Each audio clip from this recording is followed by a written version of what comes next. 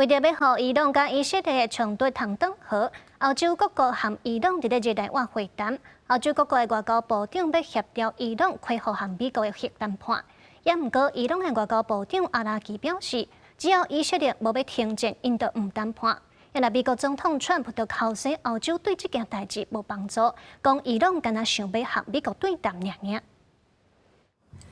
以色列甲伊朗冲突无停过，双方无分一时半暝互相攻击真济天。为了缓和双方的冲突，欧洲各国外交部长甲伊朗的外交部长阿拉奇伫瑞士日内瓦展开会谈。欧洲各国要求伊朗针对核计划解决办法恢复甲美国的谈判。不过阿拉奇强调，伊朗愿意伫亲像2019年核子协议的结构之下限制浓缩铀，嘛表示袂接受美国提出的零浓缩铀。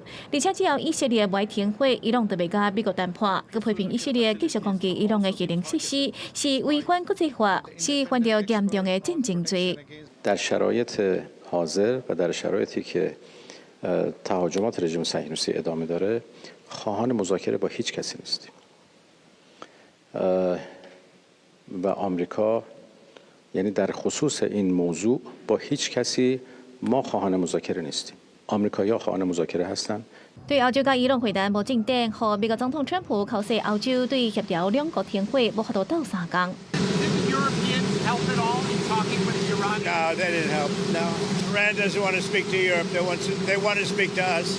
Europe is not going to be able to help in this one. 川普认为暂时要以色列停火有困难，因为以色列伫摧毁伊朗核子计划行动进展真好。针对双边的冲突，川普表示会伫2礼拜以内决定是毋是对伊朗采取行动。美国国会山中报报道，川普20日表示，若是美国会介入，可能只会动用空袭，因为伊上无想要做的代志就是出动地面部队。另外，针对美国国家情报总监加巴德也表示，无证据显示伊朗单日激发核弹的讲法，川普嘛表示是加巴德讲唔对去。加巴德20日嘛伫社群平台 X 回应，表示美国将阿的情报显示，若是伊朗决定要组装核武器，已经达到会用伫几礼拜到几个月内底制造出核武器的程度。伊对总统川普明白表示，袂当互这款代志发生，是完全同意的。公司新闻台是董炳耀。